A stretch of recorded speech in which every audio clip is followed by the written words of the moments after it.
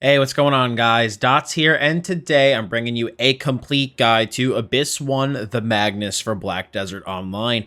This is a new piece of content that Pearl Abyss recently released for BDO, where you complete a 100 quest long quest chain filled with puzzles to unlock some awesome quality of life features for your account. This includes the ability to deposit and withdraw from any storage without physically being there and instead using your maids, the ability to fast travel to several points indicated by wells around the world, a new rabam skill, and finally a free piece of boss armor. Weapons are not included. Today's guide is going to showcase primarily the puzzles and how to solve them, helping you get through the Magnus as quickly as you can so you can get those sweet quality of life upgrades as well as a free gear piece. If you find this guide helpful, I would really appreciate a lot if you guys hit the like button on it, as it really helps me a ton in the YouTube algorithm, as well as subscribe for more BDO beginner guides. Now, without further ado, let's begin. To start the Magnus questline, simply talk to the Black Spirit, and he will have a quest for you available, which can be seen noted by the Magnus tag in front of it. You'll go through a basic quest chain to get to the Magnus, meet Wuju, who is in charge of the Magnus, and then begin your journey of puzzles. For all of these puzzles, you'll know you've completed them when a black cat appears, meows at you, and leads you to a portal back to the Magnus.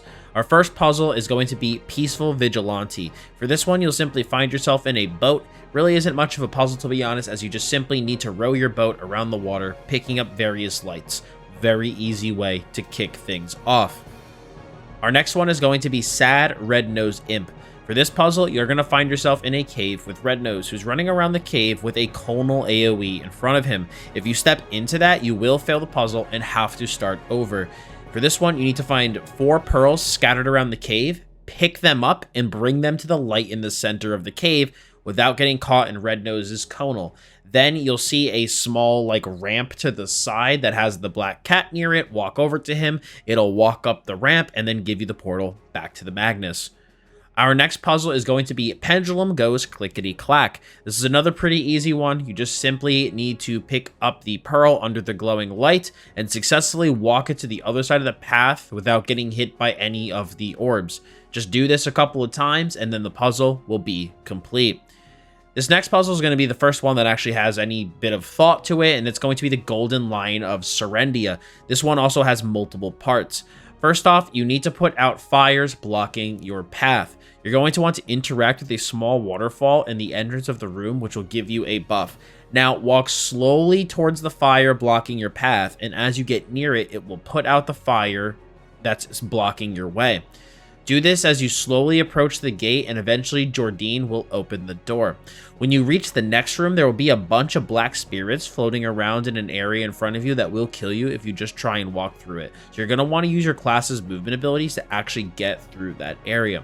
Afterwards, you're going to want to talk to Jordine, and he will motion you towards the pedestals that are on the ground. While you technically have the option to have Jordine stand on one of these platforms, he often does bug out here, so you can actually use the pearl that you can see next to the platform as well as yourself to essentially accomplish the same thing. So with the entrance behind you, that's going to be our point of reference for what I'm about to explain. You're going to want to place the pearl on the top left pedestal and stand on the bottom right one. This will open the doors on the right side of the room. Now, because we don't have Jordine standing on this, the door won't stay open, so using your class abilities, gap close into the room, and then the doors will shut behind you. While inside, you need to loot some items that are placed around the room, and then our goal is going to be to place them on tables in each room as well. Each room will have 2 items and 2 tables. But to start, we're just going to grab the items. You want to interact with the flag and the sword and shield to acquire the 2 items that you need. And then you're going to want to use the wheel on the wall to get yourself out. Now to go into the other room, you got to flip the positions of the pearl and yourself, placing the pearl at the top right with you standing on the bottom left, opening the door on the left side of the room. Again, using your gap closers, get into that room.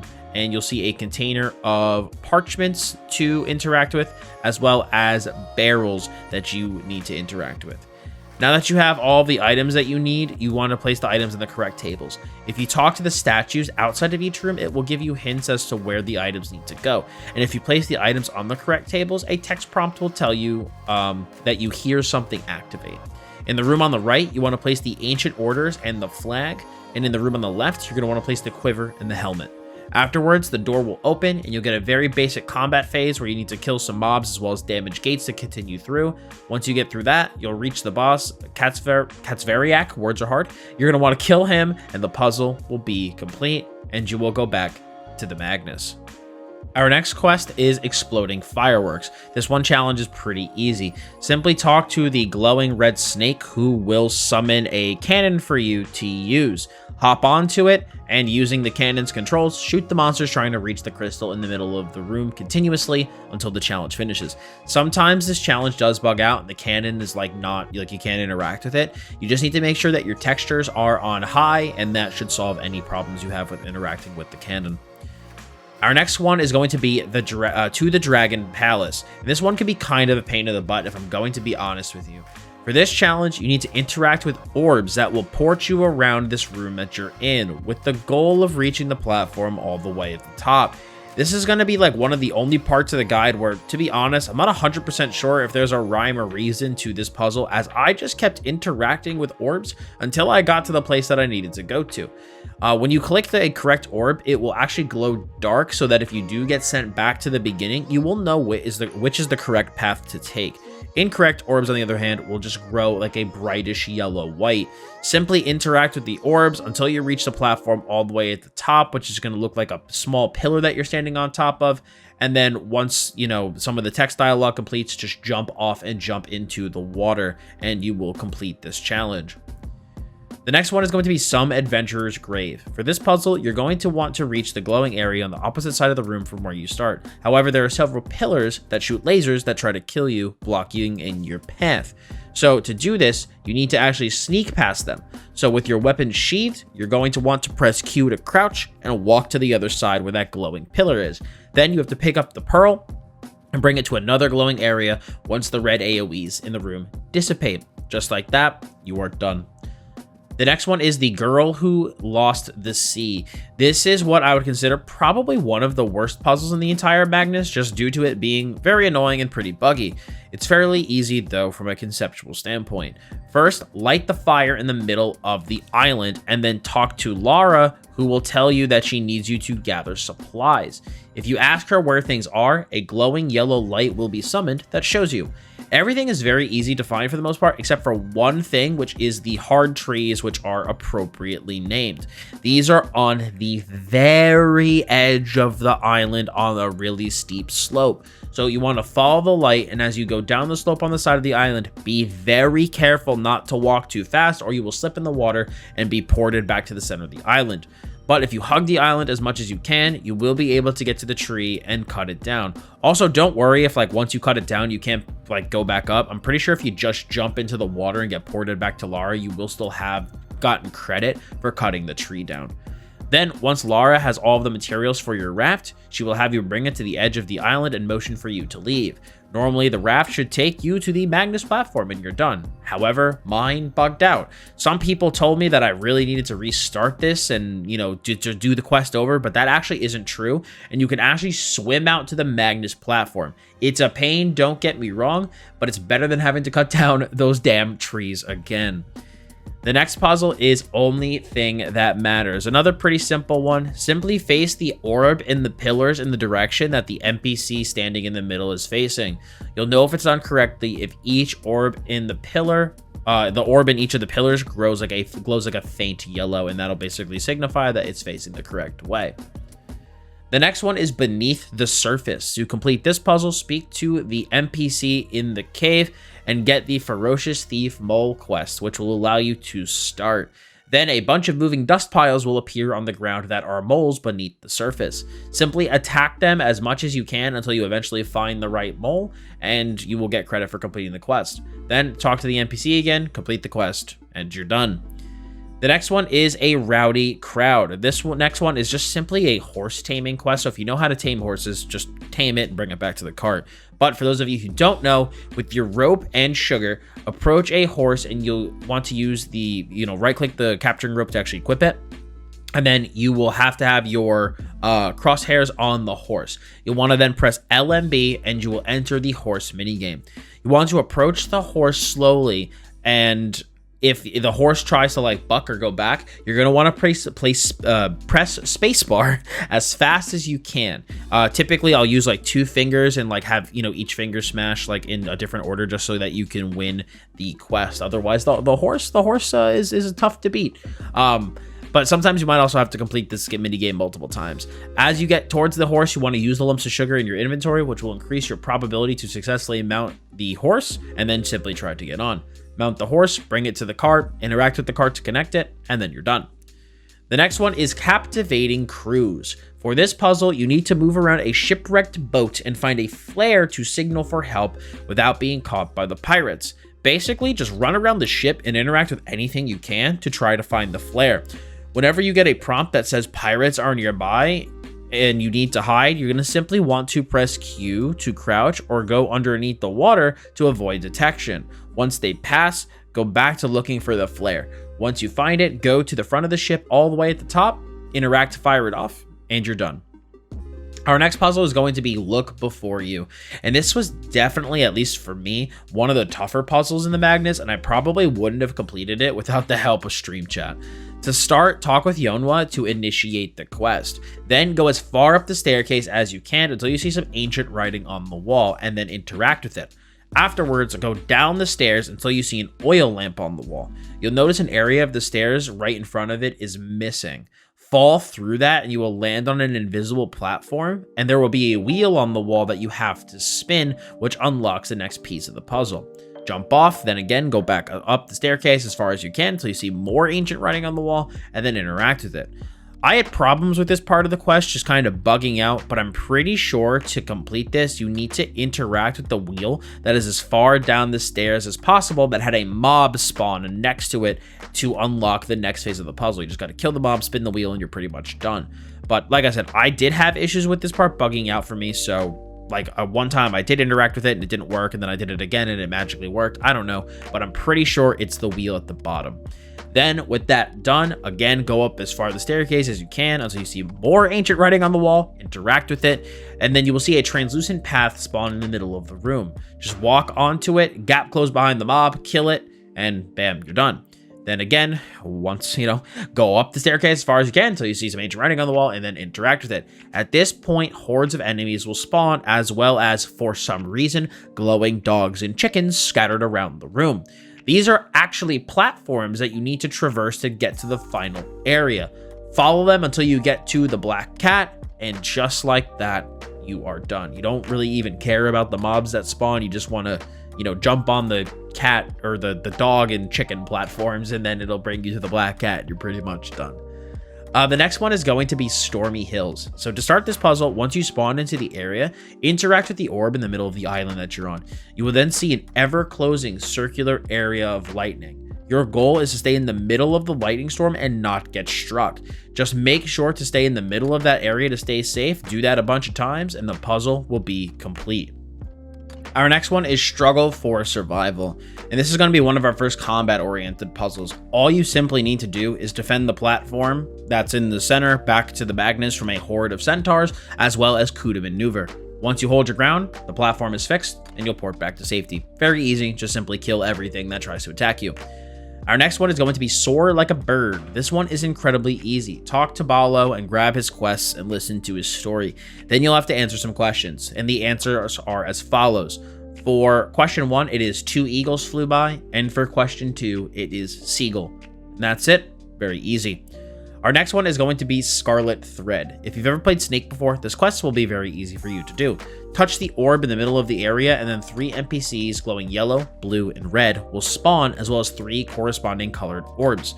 You need to grab the pearl by the NPC's feet and walk it along a path to the corresponding orb, making sure to do so in a fashion that it wouldn't cross the path of the others. Just do that and you're done. So just like I said, make sure that if you bring the yellow pearl to the yellow orb, that you're still able to bring the red pearl to the red orb without it crossing the yellow or blue path, and just continue that until all 3 are done.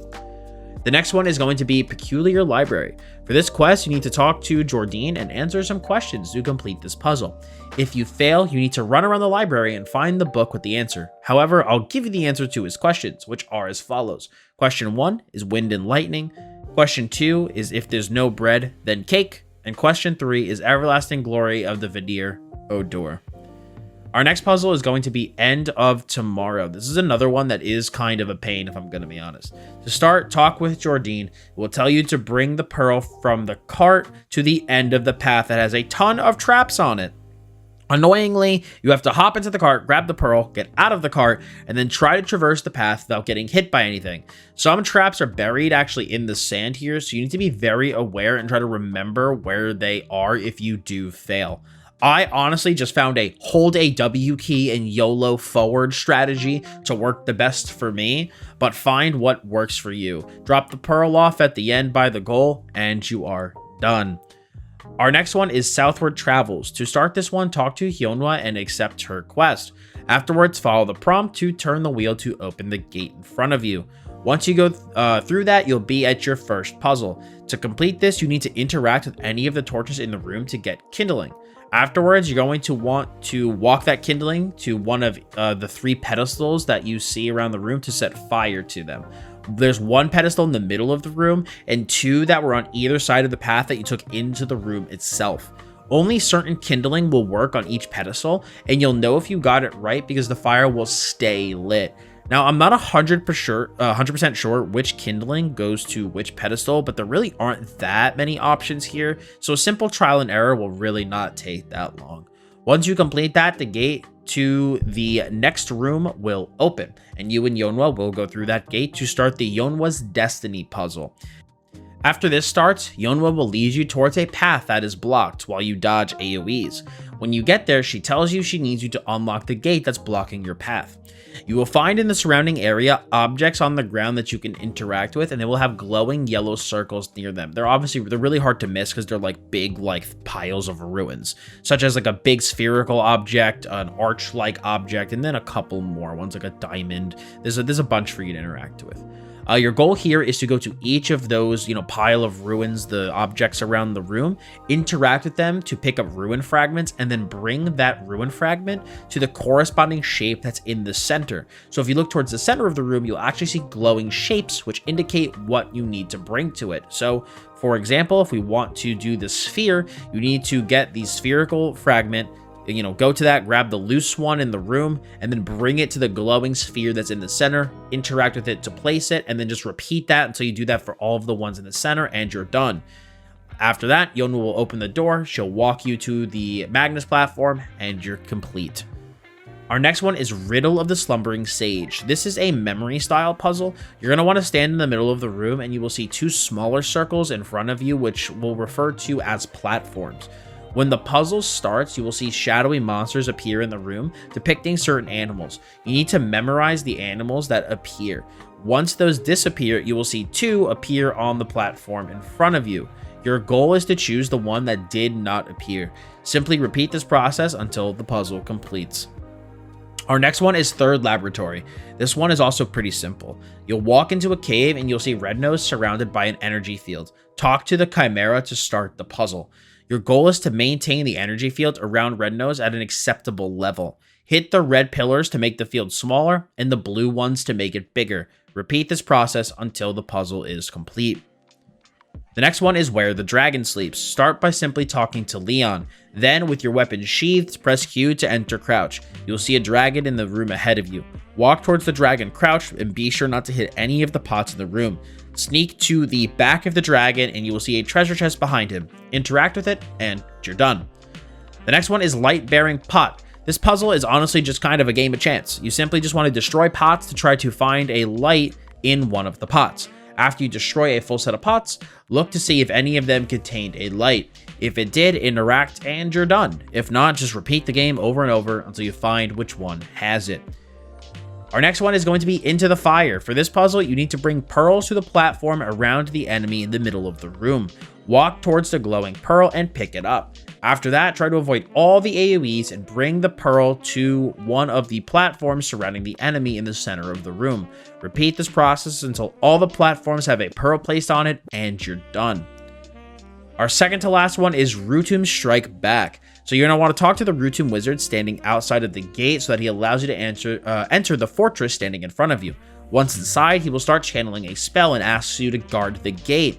For this puzzle, you'll just have two types of groups that approach your fortress. One is a big group of Rhutums, and another is just two wizards. You want to close the gate for the big group of Rhutums so they can't enter the fortress and actually kill your wizard, and then open the gate for the two wizards that try to approach so that they can help your main wizard channel his spell. Repeat that process until the wizards finish channeling their spell, and you're done. Now for our final puzzle, it's just simply a boss fight. All you need to do is choose your difficulty, easy or hard, which as far as I know has 0 outcome on the completion of the Magnus, so I just chose the easy one so I could get it done as quickly as I could. I walked up to the warrior, I one-shot him, and that was that. With that quest done, you've now done all of the Magnus puzzles and can go through the final quest to claim your piece of boss armor as well as your new rabam skill. I hope this Magnus walkthrough helped you guys complete the puzzles with ease and hope made getting through the Magnus a quick and hopefully pain-free process with minimal bugs. If you found this video helpful, I would appreciate a lot if you left a like on it, and if you do have any questions about the Magnus or any of the puzzles or maybe any bugs, feel free to leave them below and hopefully myself or somebody else will be able to help you. And also, please subscribe for more Black Desert Online beginner guides. So thank you all so much for stopping by today's video. I do really appreciate it. As always, I'm Dottz Gaming, and I'll see you all in the next video.